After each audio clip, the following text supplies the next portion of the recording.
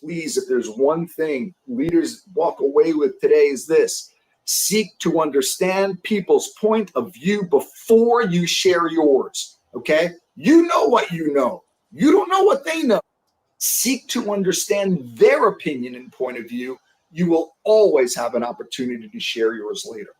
So I acknowledge the fact that I'm going to share my opinion. Then I say, hey, you're a lot closer to this than I am, and I trust you and I trust your judgment.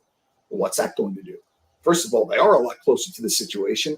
And by sharing that you trust them, it builds connection and it helps their confidence. And then by saying, what's your opinion on how to achieve this? I'm not saying give me a solution. I'm not saying give me a strategy. I'm not saying give me an answer, because those can be right or wrong.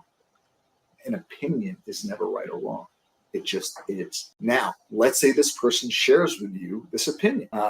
Now, a lot of managers are saying, well, Keith, if they give me their ideas and it works, well, that's great. But what happens if it doesn't? Well, at that point, there are three buckets. Number one, they share their opinion with you. It sounds great, maybe even better than the ideas you were going to share, Mr. or Mrs. Manager. I know that's hard to believe. You tell them to run with it.